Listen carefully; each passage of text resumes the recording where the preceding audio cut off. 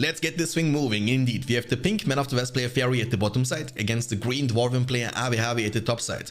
This is the map Iron Mountains, which is like some unique stuff going on. You know, there is like a race going on between the battle wagons, and those are like the referees and also observers. You know, they are cheering for the one battle wagon or for the other battle wagon. In the meantime, we have a goblin layer on each side, and here and here. And also we have Warg layers on this map, obviously. Warg layer is like potentially the most used layer in the entire game. On every single map you see at least one of them. You see the race, by the way, guys. The battle wagons are going ham, you know. They are going inside the genes. Okay, the plan is we will have 2 mineshafts into the Hall of Warriors, into the 3rd mineshaft coming up for dwarves, and on the other side. Oh, Haradrimor, there is no Mordor, my friend. There is no Mordor, it's men against dwarves. So, Legion, this is not fitting in well, my friend. The sound effect you just used. We have a barracks, farm. So early on, Guardians, they beat soldiers, but again, we have seen a matchup yesterday or 2 days ago actually on this map already between dwarves and Mordor. And you can see, or you could tell, that dwarves are struggling to get to the other side of the map, and that's their main weakness. So Avi gotta make something happen. And remember, also keep in mind that every player is given the chance to have 1 dodge. So if they don't wanna play a certain matchup, they can simply quit at the beginning of the game, but you need to choose that wisely because you have only 1 single dodge, and you don't want to waste that at the very first game in the best of 7. I think when you are like behind, like 2-0 behind or 3-0 behind, and you get like a really bad matchup, then you gotta have to use it. But if you are leading, or if it's the very first game, if it's even score, you don't have to do that, because there are way worse matchups, as for example goblins against Angmar or Mordor against goblins. In both terms, goblins are screwed.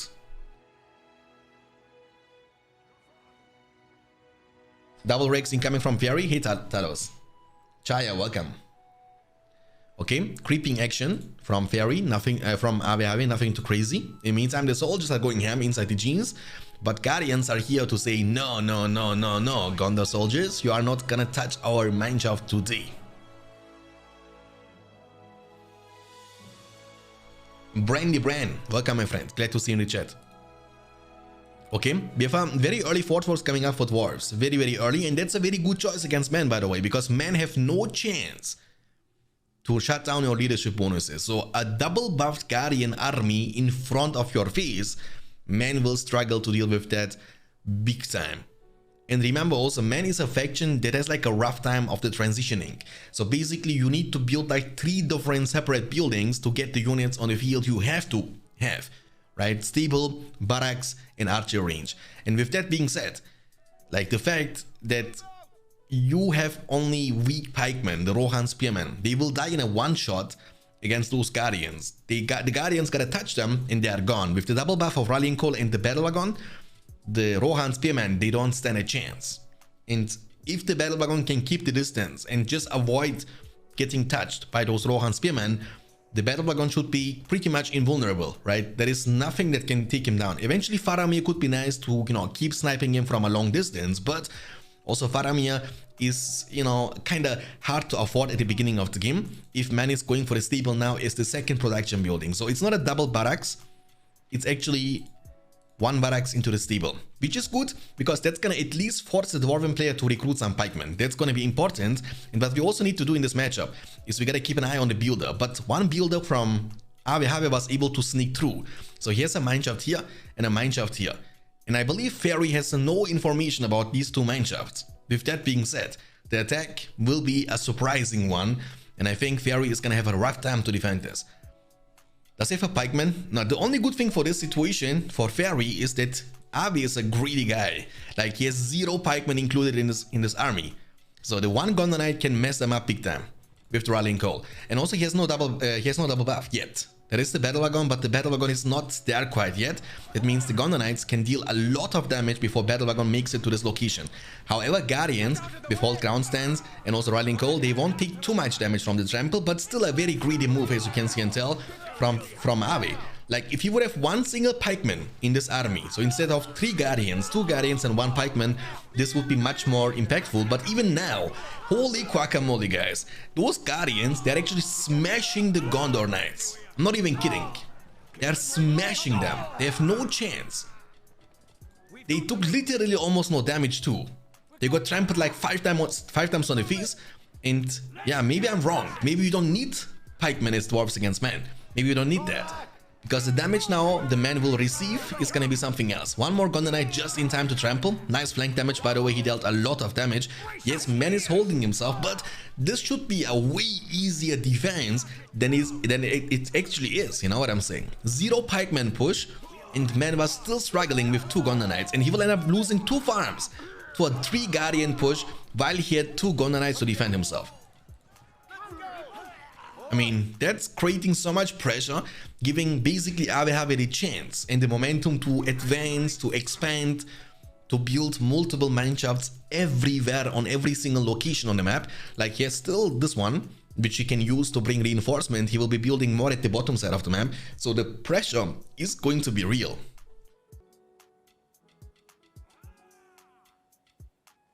Yeah, it's on the second channel, Schilder. It's on the second channel. It's called BFME World. Okay, so RW is creeping in the meantime. So Fairy wasn't able to deal any economical damage yet to his opponent. There is Gollum lurking around looking for the sneaky little hobbits, but he won't find any because there are only battle wagons you can find. 7 power points collected for RW after the first push. He's up to 550 command points in total. His opponent Fairy is up to 500 command points, and he's sitting on 6 power points as we are talking after starting off with the rallying call. Okay, the Gondor Knights are recovering. Fairy is a player who also likes to build more than one well, which is definitely recommended in this game because the well healing speed is very meh. So in order, if you want to be able to recover a bit faster, you will definitely need a second or even a third well to speed this up, you know? So he was able to find this mineshaft, that's good. But you can see those Guardians, they are actually smashing those Rohan Spearman units. They have not even a chance. The Guardians, they will get now trampled down though. But there is another squad. So we have in this army we have 2 pikemen. That means Gondor Knights are completely shut down. They have no chance of approaching this army.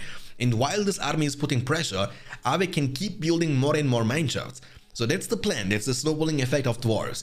As you are pressuring, you need to build more and more stuff. The mineshaft here has been taken down. The battle wagon is barely getting away from the Rohan Spearman. There are 2 battle wagons on the field. One of them is very low, but RW, if he wants to, can invest 5 of these power points into the heal and heal him up. But I'm assuming he wanna go for the 10, which will be definitely the Hobbit Allies special summon. So he's trying to get into this range to take down the damaged level 2 farm, but it's not gonna happen quite yet. There is another Spearman unit which can finish off eventually this farm. So you see the pressure is real, and now here's the Hobbit special summon available, which can be used in combination with the rallying call. So you group all your units together, summon, you know, on top of that your hobbits, and then buff them at the same time. With the battle wagon, your hobbits will also have the double buff. Rebuild is coming in clutch to save the level 2 farm, but I don't think it's gonna be saved. They are still clumped, and the army from Fairy is not in the correct situation, you know. Positioning is extremely important when you want to defend or destroy, and rebuild was blown away, and the mineshaft has been, you know, that's like the worst case scenario, by the way. Like, if you try to save it with your 5 power point, you need to invest 5 power point to get this unlocked, then you still lose it. Back on the menu, boys. Looks like meat's back on the menu, boys. Yes, sir. Sushi, welcome. Glad to see you in the chat. Xagi, welcome. Gummy Bear, welcome. In Limbo, welcome. Night Sparrow, welcome. Thank you guys so much for being here. Means a lot. 600 command points in the bank for dwarves and 625 for man. So man has still command points available. It's not like he has non-command points, but if you take a look into the minimap, you know, you can see there is like a mineshaft here, there is one more here, there is one more here, there is one more here, one more here, one more here, and one more even here. So RW keeps building offensive mineshafts in every single location, which will in long terms force Fairy to be in a turtle situation. Unless he can do something here, but there are still some pikemen left. So you gotta try to trample down the hobbits. That's what you are trying to do, because hobbits, they are not as tanky as Guardians, so they are much more vulnerable against the trample damage, but they are being constantly healed from the battle wagon with the well. They are being constantly recovered, and they have also leadership. So they are hitting like a truck, but also being extremely tanky at the same time. I mean, the hobbits, they are crying, but man is defending, and that's not the situation you want to be in. He's legit using every single Gondor Knight battalion he has only for defense. Like, he has put 0 pressure since the very first attack he did. He was only able to destroy this mineshaft in between the production buildings, and that's it, you know? You gotta do more than that. The hobbits, they are still remaining on the field. The farm is damaged, the rebuild is on cooldown. We have 3 power points after rebuild, riding call and heal for Fairy. He was not even able to get to the 10 power point yet. And Ave has 12 already after the Hobbit. So he's 3 away. The spear throw, I am no man situation from Eowyn. The shield maiden of Rohan is trying to save the day, but the Hobbits, they will take care of her. I mean, she is like a meme hero. I don't know, man, in every single BFME game, it's not personal about Rise of the Witch King, it's like her entire kit and design is so, like, she has the best ability in the game. Disguise, as a normal Rohirrim, Eowyn becomes stealth when nearby Rohirrim. Yeah, you will be asking yourself, hey, what is this one single Rohirrim doing on the map, you know, and also not dying? Oh, it has to be eventually like a magic trick. Okay, nice. One of the battle wagons has been taken down. So Fairy is trying hard to defend himself. But look at the command points in the meantime. We have 850 command points in total for Ave. And Fairy is down to 600. And you see the snowballing effect. That's what I'm talking about. That's legit what you can always do with dwarves. The second you get a lead, keep bringing builders to this location and build more and more and more. And this way you can keep up the pressure 24/7. And it's like a loop situation in which man will be kind of present and he will not have an easy time to break through it. You know, the Gondor Knights, they are not bad, but they cannot really match against the enemy Dwarven Pikemen. And look at this, man. The second he's building stuff, there are so many mine shafts on the map. Like there is one more here, spear throw. Oh, the barrage! And the stable is going to be taken on as well to the oil barrels, fire damage over time. And yeah, this barrage, and by the way, as Ave just used his barrage, Fairy has not even a 10 power point yet from his spellbook. Just imagine for a single second the power point department differential between Ave, dwarves, and Fairy men. That's unbelievable. We will stand up and fight for I will lead the riders into battle. Is this all of them? Yeah, you know, I agree with you on the statement. I think the trample damage was also not very good from the Gondor Knights. 2 of the Gondor Knights, you know, normally when you trample swordmen, you know, that's what cavalry has to master, right? That's what cavalry is good for. So you want to trample infantry units, swordmen, archers, you need to deal damage to them. But guardians, dude, they are so tanky. I mean, it's okay when they are tanky against other swordmen and against even pikemen and archers, but when they are being tanky against cavalry, it's like... But it was even worse than that, to be honest with you. Before the armor fix, you could legit stack the shield wall, the whole ground, and the buff at the same time. So one horse would need like 25 tramples to actually take down your swordman, you know?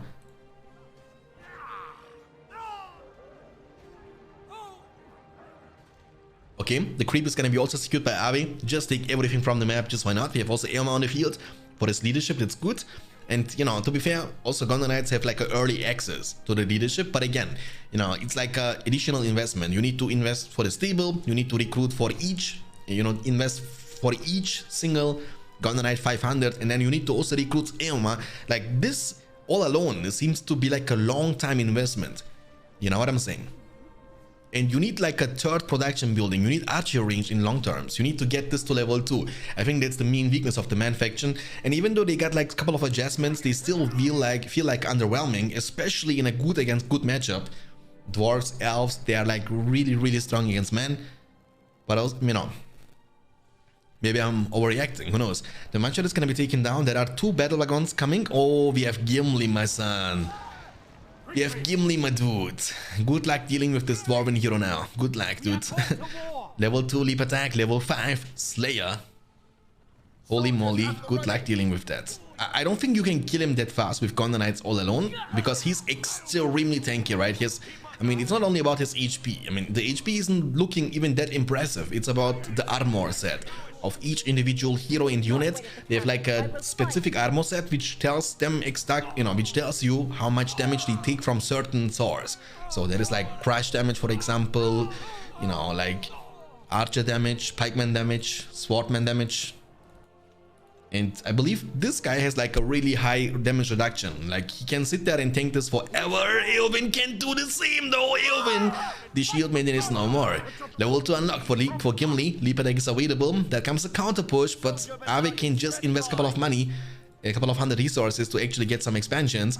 The commitment against the fortress now. The dwarven units, they are like siege weapons in themselves. Gimli is the same. We have Tom Bombadil special summon from Fairy. Tom Bombadil can be used to knock down Gimli on the ground, but that won't damage Gimli that much. So you need actually something that can burst him down before he can leap on your face, heal and get out, or wait for the reinforcements to arrive. 2 battle wagons are actually hammering those farms. We have 5 power points in the bank for Fairy. He's down to 450 command points only. Ave is up to 1000. He's at 14 power points after the barrage. He needs only 11 and even a bit less than that for his 25.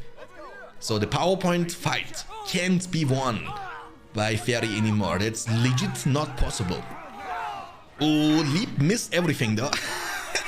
Leap into nothing, into a black hole. Spearman getting one-shotted from the Son of Gloin. 17 power points now for Ave in the bank. And holy moly guys, he's coming 2 levels away from the breaking point in which he will unlock the Slayer, which will make him legit. I mean, it's literally a Slayer ability because he will become a Slayer himself. He will be able to outrun every single infantry hero on foot. There is nothing that can escape him. He will outdamage everyone. He will take them, wipe them out. And that's not going to be even close. Faramir will legit get two tapped. And yeah.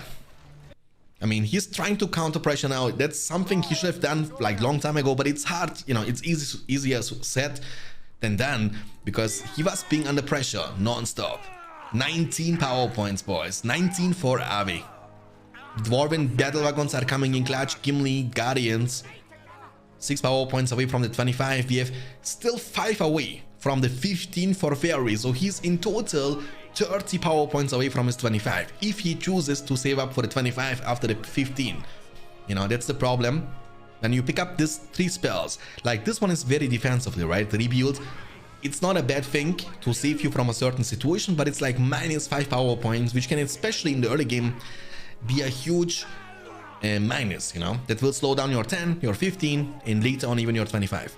And power points, you know, power points are just like essential for Battle for Middle-earth 2, Rise of the Witch King. You have like very powerful summons, destruction powers like Barrage, Earthquake, you know, and they are key. Like you need them.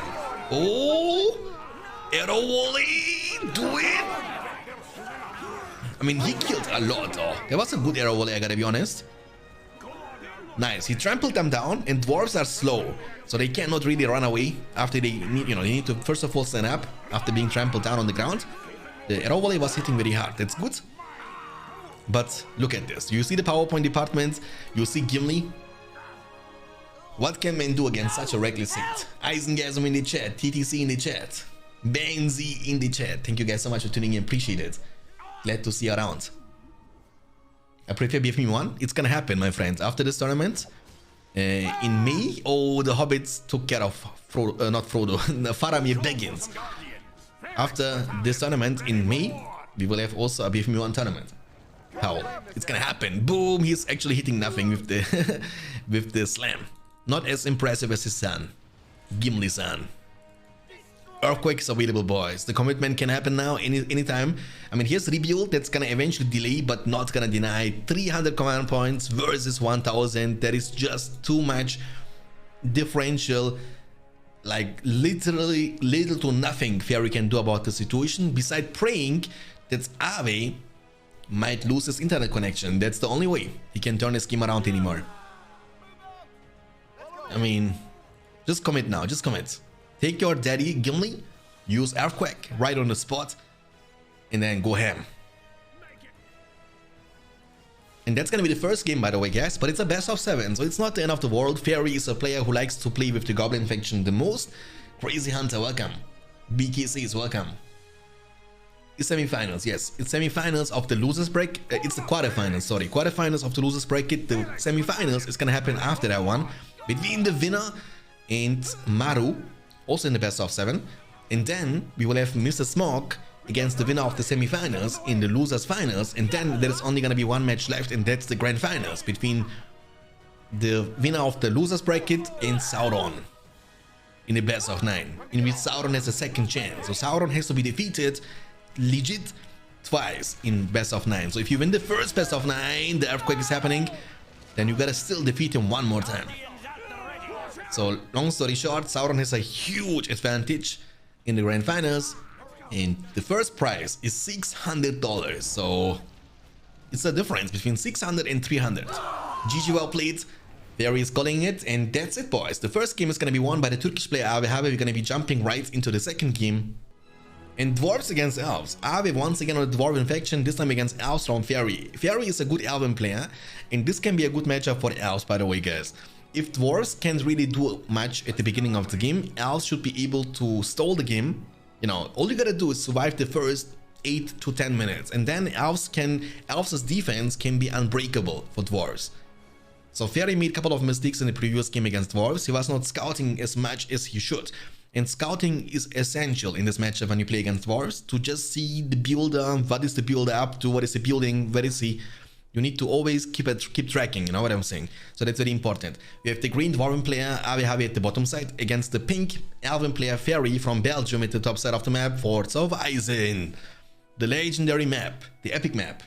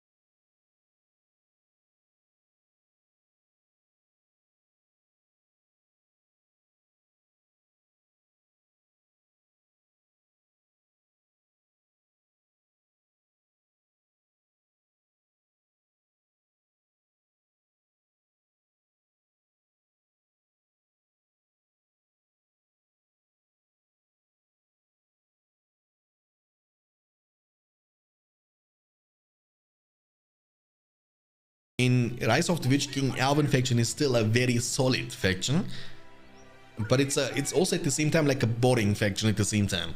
Like, the play style is straightforward. I think you have like legit the chance with elves to win every single matchup you want, as long as you can stall. Like, your archers oh, he was great. He was trying with the builder, but no, Fairy, you are not able to steal the money from Aave this time. We have one guardian inside the jeans, so there is one guardian in here, and the pikeman will be now entering the mineshaft. What is this? Mr_Balin just resubscribed for 4 months. Ahoy! Hi, Rise of the Witch King is better than Ecthelian's BFME XD. XDS. I mean, I personally cannot say anything about the situation. It's like, I always say, it's a personal preference. Some people like this one more, some people like this one more. But just because you like one thing more, saying it's bad or the other thing is better, for you. I mean, it's always okay when it's for you, but I think it's like a global statement, which is definitely changing for every single person. I personally like them the way they are, and I take them without comparing them to each other too much, you know what I'm saying? It's like a different playstyle, a very different game, even though it's like an expansion. I mean, Rise of the Witch King is supposed to be an expansion of BFME 2, but the playstyle is just so different. The Mindshot is going to be taking down nice micro from Fairy. Great amount of economical damage dealt to Aave, by the way. He's dropping down to 350, and Fairy is up to 450. He was also creeping at the same time. So as you can see, Aave is struggling, and that's, you know, like, this is a very good Malone tree. Like, this Malone tree gives him so much vision control. Look at this. Like, he's able to see all this area. That means the builder, unless you sneak, like literally hugging the wall here, you will be always scouted, or you hug the wall here at the bottom side. So he will keep the track with the one Malone tree he has to see what is going on. And that's very important, to react fast enough. So when you react and when you see them coming from this location and you can react to that, you can deal so much damage to them before they can even reach out to you. That's the weakness of dwarves. And that's how you want to play against them. You know, punish them before they can make it to your structure. The mineshaft here is going to be taken down, even though the placement was good with the stones on the ground, but it's not going to change anything about the fact that it's down now. We have a battle wagon. Ave likes to get battle wagons very early into the game, doesn't like to go for the second hall of warriors. You gotta avoid the pikemen, but beautiful trample is incoming into the Lorian archers. Ave keeping those battle wagons alive, and that's very important. They cost a lot of money. They cost 800 each, so you need to invest 450 if I'm not mistaken. Actually they changed that, right? So basically the cost got reduced from the battle wagon, but the expansion, you know, basically the upgrades, they cost now more money. So when you only want to recruit a battle wagon just to trample, it's cheaper, it's a buff now. But with the upgrades, it's gonna be equally as expensive. Oh, tower and double barracks in a well behind. Hey. I mean, tower doesn't really do much against dwarves because they are so good when it comes to destroy stuff. They can legit take down your tower in a few seconds. And you will know what I'm talking about very soon. I mean, he gotta try to body block this. That's the only way. Like, body block with the porcupine formation, but oil bottle is gonna mess up the clumping. And now he has to regroup. The tower has one archer inside. But the second those guardians are going to be able to touch the tower, it has only 1500 HP. The towers are made of wood and they are so easy to be destroyed. Bilban, welcome. Glad to see you in the chat. Like, you see only like 3 guardians of the battalion are able to attack it, but yet again, it's gonna be destroyed in a few seconds, and that's why nobody should ever complain about towers, because they are not very strong anymore. They look scary, I know. They might be also frustrating to deal with, but especially the towers you are building up with your builder are so squishy, you can take them down with like one swordman. So Ave is going for a big push, and this is a very big achievement because there is not only a tower and a well, but there is also the 2 barracks from Fairy, and he has to give up legit every single thing he had on the field. Like, after losing this barracks, he will have no more barracks on the field. Like, that's huge for Ave. That's huge. And that's gonna change literally everything, even though he is still behind in the command points department. But trust me, that is about to be changed. Losing the production buildings you have is very bad, and I think that's the reason why he should not go for the second barracks. He should go for the stable just to have something to trample them, because look at this, Ave has legit 0 pikemen. You know, you trample them, you deal great amount of damage to them, and it should be good. 10 power points in the bank for Ave has 10 power points and Fairy has only 5. So, dude, you know, double the power points collected. It's unbelievable. The battle wagon. I mean, this strategy actually is working out. So you get an early battle wagon, which means you have early double buff. And this is permanent as long as you can keep the battle wagon protected. So other than using the battle wagons for a trampling, risky playstyle, you can always use them like a walking well and a walking statue. You know what I'm saying? So you are extremely mobile. You can still trample them if you want to, but you don't have to, right? You don't have to do that. Okay, big push. Haldir is on the field. The barracks just came up for the Lorian archers. One more oil bottle on the field. And the oil bottle, to be honest with you guys, oil bottle is actually messing up the elven clumping, because elves, they like to be clumped, right? And oil bottle is anti-clumping. Climbing, you know? Clumping. Can't even talk. Okay, hobbits are in. The builder is trapped and is no more. Frodo Baggins, the last hope of the Middle Earth. Mineshaft, mineshaft, mineshaft, mineshaft, mineshaft, mineshaft. He's surrounded.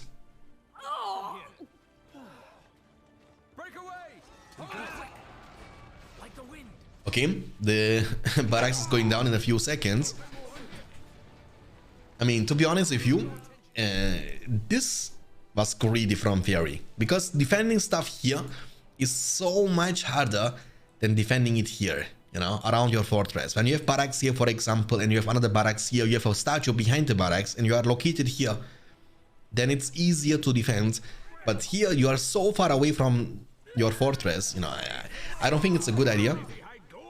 Especially against a faction with so much siege damage, like the dwarves are.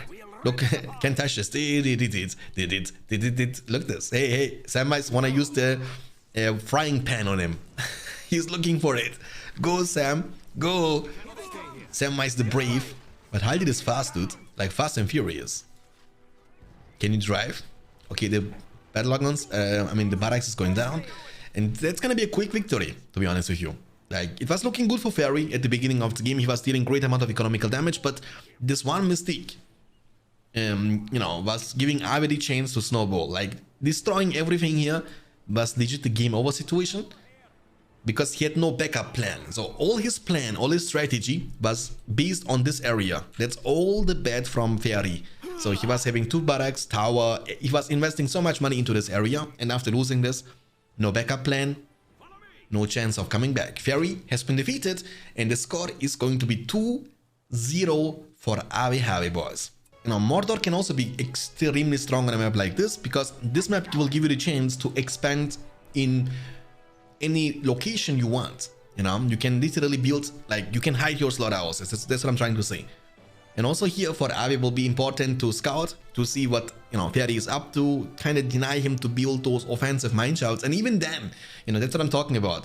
Against dwarves, it's very good when you can expand offensively, because they will most of the time attack your own fortress and everything around it. So if you can build stuff, for example here, and eventually here, there is a chance, a high chance actually, that dwarves won't be able to find those slaughterhouses anytime soon, because they will be tunnel vision focusing on your fortress and everything around your fortress.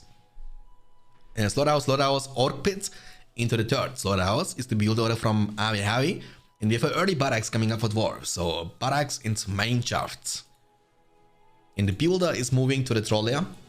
Will be creeping this one with the pikemen, which you can easily uncontested, because Avi's orc pit won't be up in the you know, just in time. And even if it would be in the time, just like the location is too far away, you know, that's the good thing about the situation for dwarves. The bigger the map is, the better and the more impactful the mineshaft connections are. But the only thing is, you gotta build them and you need to kind of keep them protected. That's the hard part. But once you have them, it's amazing. You can literally teleport from one location. So basically he has the chance now to creep this one, and he can even creep this one right after that one, when he builds like a mineshaft here on this spot. So creep uncontested, of course. The dwarven pikemen are tanky. They should be also able to creep this solo, even without the builder. With the builder, it's just much healthier, faster, and also less risky. Because sometimes the troll is popping off, you know. Sometimes the cave troll is like playing out of his mind and microing around and killing your full battalion. Okay, that's more the vision control. Oh, that's slightly out of vision. You can see that, right? That's like Fog of War for Avi. He doesn't see that. Boys, he doesn't see that. But he will be able to see it now. Right? Mordor. Oh, he was able to see the builder? Yes, he's able to see it now. And there is only one Guardian. I don't think that one Guardian can do a lot for Ferry. He will also be picking up the War Chant, which is a very offensive spell. He's scouting. Also this, you know, in the middle, left and right, can be very important to get more vision control.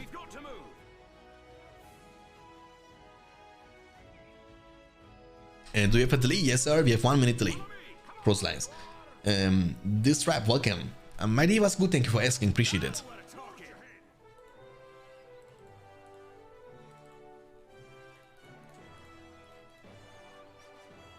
Yes, Vivo. Yes. This one, and after this one, the winner is gonna face against Maru in the semifinals of the losers bracket. Also in the best of 7. I mean, you see, like the one push early on can't really do too much for you, because you have like only 2 units, you know. That's not enough. That's not enough. Okay, he's defending. I think extroverts can also be nice. That's very nice. I like that. Extroverts can be nice against Mordor, because orcs, they are weak. You can one-shot them from a safe distance, and all you gotta do is like have a strong front line with the Guardians and pikemen, and then your extroverts can do the job for you. I mean, he was not able to destroy anything, right? Yeah, he did like legit dealt 0 economical damage to Mordor. That's literally not the best thing in the world. And now Avi will be able to take this one down, and pretty much all the momentum is going down from Ferry. And if this happens one more time, like you have like imagine like a video game in which you have like second life. So you can do this maybe one time in a game, but if you feel like this one more time, the game is legit over. I'm telling you. Like, then you lost entire momentum. Mordor will have the map control, will have the vision control he needs to keep your army away from his own fortress, and will get eventually some monsters later on. Haradrim Palace for the Haradrim Spearmen, and also Lancers and Corsairs, and then later on Felbies. I mean, like, it just snowballs like that, you know, into the very late game. And all more they gotta do is just be defensive. And I think what you also need on top of the extroverts are battle wagons. You need them to trample down those orcs and also support your army with additional leadership. So I think the strategy from Avi, the early Forge Wargs into the battle wagon, was actually the most solid way to empower those, you know, those guardians and make them a bit stronger, tankier. This way they can tank much longer those orc archers and orcs and eventually take them down. So I think early battle wagon is essential, you know, especially against Mordor, because then you can trample them down all the time. So those orcs, they can't do nothing against you when you have like one battle wagon, you know? But it's easier said than done, because I know that Dwarven player has not that much money. Like, that's the problem. He is kind of poor.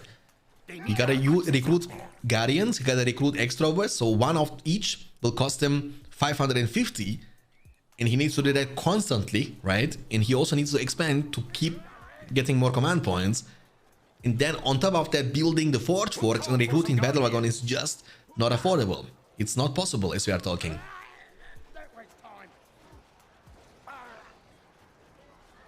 Hello from Midwest, we have some serious 2 storms today. Already, man? That's... damn.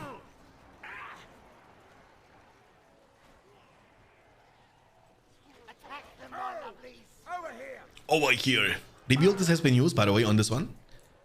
But there is still 0 protection. Like, you know, the plan shouldn't be to delay, should be to deny. So the mineshaft is going to be still taken down, even after the rebuild was used.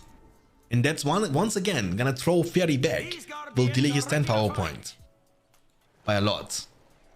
I mean, dude, also something else, Ave is just like playing out of his mind. We gotta also, I mean, you know, basically there is like a matchup statistics, but there is also like a player statistics, and Ave is playing out of his mind. Like, this guy is paying attention to every single location, doing, you know, defending, harassing, expanding at the same time. Micro is way less important than macro, especially with factions like Mordor and Goblins, and he's doing a very good job. Look, he's scouting everywhere, you know what I'm saying? He doesn't give him the chance to get another chance to go for a rush, to go for a push. So when this happens, all the options you have as dwarves is you gotta Volk, you know, you gotta Volk a long distance. So basically there is a mineshaft here. So he needs to use this mineshaft to Volk, and that's the worst case scenario, because the thing is, then you will be seen around this location and there is nothing to fight for.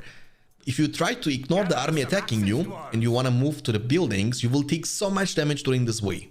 So you need to stand and fight, or you need to ignore the army dealing damage to you and try to keep going forward. In either case, he will be able to bring more reinforcement. So yeah, long story short, it's hard. It's hard, it's hard. Phalanx Battalion, ready for war! I didn't get what happened. I mean, neither. I also didn't get what happened, actually. I have no clue. Okay, look at the minimap, boys. 475 versus 825. I mean, there is like a little bit differential in the command points. Mordor is turning the game. Like it's like a virus, you know what I'm saying? And Fairy is saying, okay, anyway, we have the green Isengard player Avi at the left side versus the pink Mordor player Fairy at the right side. I mean, it's a very small map. Isengard cannot dodge, Mordor is not dodging, so Fairy has still a dodge available. Me hates every Isengard matchup, but you have to play this. You have no choice.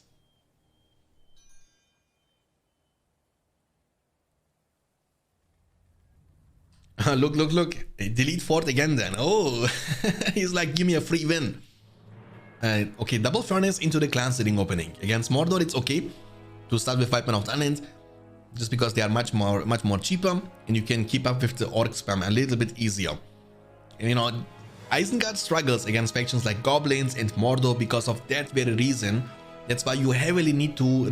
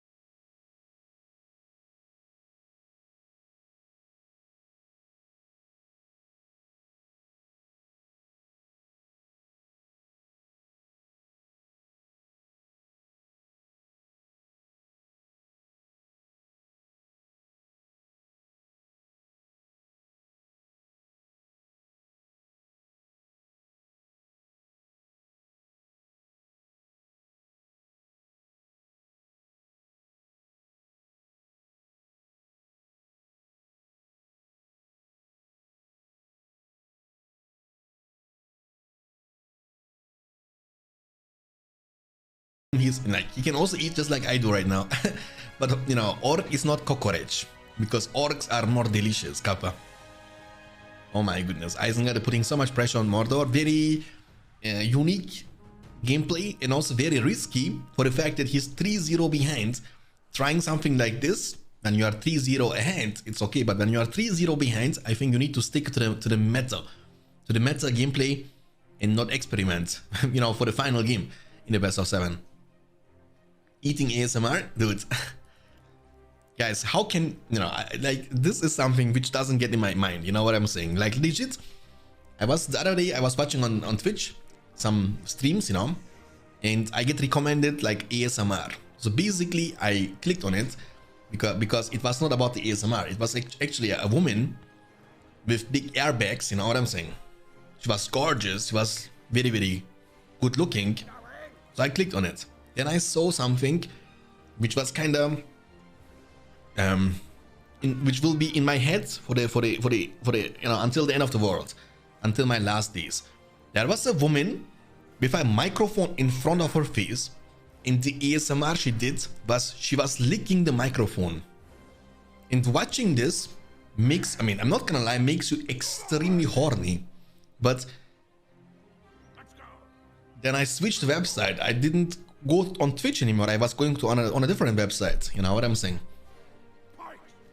What is this, bro? How can you sit there? Like 30,000 people are watching you, and you are sitting there and licking the microphone like, this is so good. Oh yeah, this tastes so amazing. Oh, you like to see that, boys, when I'm licking my microphone? Dude, and the girl, the boy, the chat is, by the way, there is no chat. 30,000 people, but it feels like there is only 5 people typing because they have busy hands, you know, they cannot type, you know what I'm saying? Dude. Come on, you spells.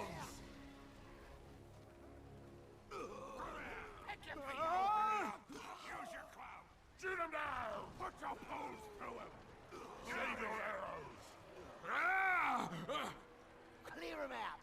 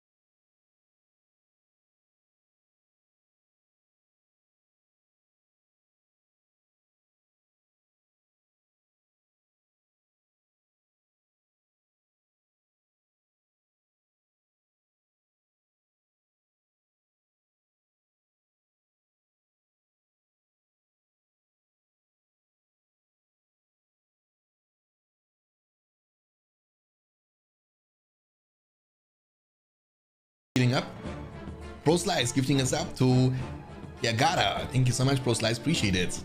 Really means a lot. Thank you for the youth spot. I mean, I think Pro_Slice just gifted 1 subs. What a pirate. Look at this. Would you look at that? I just get a gifted sub for doing ASMR.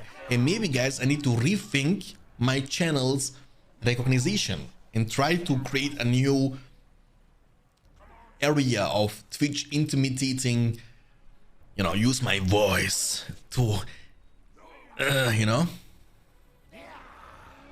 Thank you very much, Pro Slice, for the gifted sub. 4 gifted subs in total, my man. Thank you very much. Appreciate it. Means a lot. Wrong channel, I guess. No, it's the right channel. Dude, it's like a bonus, guys. Hey, some people need to go on OnlyFans to get that what you just get for free. So be grateful, I'm telling you. Alright, so Mordor is in a very defensive situation, boys. He cannot, he's doomed at this point of the game. There is nothing he can do. Like, Ave is on fire, and I'm actually looking forward to see the games between Ave, Javi, and Maru right after this one. It's gonna be quite fun. Maru is also a very strong player. He was able to win against Ectelion in the quarterfinals of the losers bracket, and we shall see. So basically, the player who was kicking Ave down to the losers bracket was actually Fairy. Fairy was able to win against Maru, and Maru doesn't get the chance now to fight against his own master, you know? He has to fight against the person who was beating the guy who beat him. So it's not gonna be easy for Maru, even though he's a very active player. He was playing countless amount of hours in days and weeks in the 1v1 scene. He's definitely a very experienced and good player. But, you know, for me it looks like Ave Javi is on fire. This guy is on fire, boys. Literally, because the catapult is shooting at his face.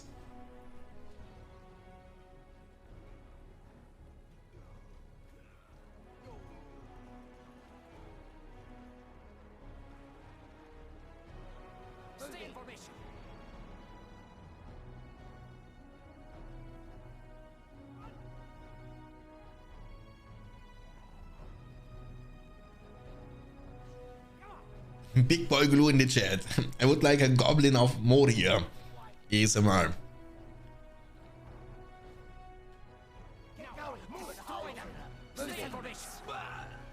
Oh, he's eating while he's moving. This guy is trained, you know what I mean? He's like experienced troll. Down to Goblin Town, down. I mean, talking about goblins, we have not seen goblins today, right? We have only seen... We have also not seen Ingmar today. Yet.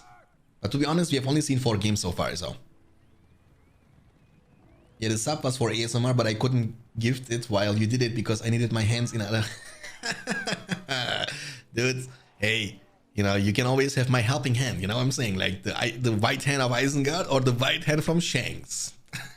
Dude, what am I talking about? Dude, what's wrong with me? Sometimes watching these things makes you dumb. I'm legit telling you guys, sometimes the things you are watching in your life, on Twitch, on TV, or wherever, they are influencing you. Even though you can say all you want, you can say, nah, I'm not like a person, I'm not getting influenced. You do. And trust me, after watching sometimes the Twitch chat, I mean, I'm so happy. Our Twitch chat, most of the time, unless there is some trolling going on between BFME and the Rise of Twitch King and stuff like this, but most of the time it's clean, it's fair, it's fun. You know, it's so nice to have people like you guys in the chat. But when I see other people's Twitch chat sometimes, it's so full of trolling, hating, and dumb. Like IQ level is under 9,000, but minus 9,000, you know what I'm saying? Oh, Fairy is going for the Muma kill pan. We'll have to see it, but he has no money. That's the problem. They cost a lot. They cost more than normal heroes. They cost 1,600 each. And Isengard is up to 900 command points. He's sieging now with Ballista.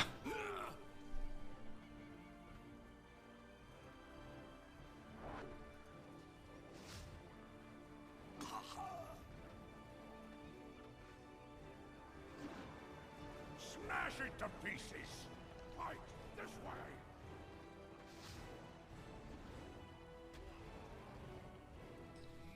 I mean, you was Maru. Come on now, you was. Smash it to pieces.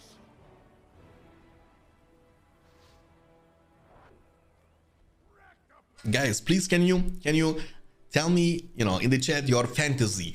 Like everybody has like a fantasy, you know, like a dirty fantasy, but don't explain it too much. You know what I'm saying? Don't type stuff which is should not be typed in a Twitch chat, but make it in a smart way. You know what I'm saying? So I personally, after watching Lord of the Rings, the fortress is getting demolished, will we see any Mumai kill? He's going for it, but his command point's capped, his supply capped, he cannot. Look at this. Who would have thought that Fairy's last building would be a Mumai kill pen? But yet again, he would not be able to recruit any of them anytime soon, because he's either broke or they don't destroy it. They cannot. I want him to come out right into the Isengard pikeman units. I want to see what happens. He will die in a second. Saruman! All you want. Dude, Isengard, for you, Isengard is victorious. Fairy has been defeated, and what can I say? Clean 4-0 victory for RWK.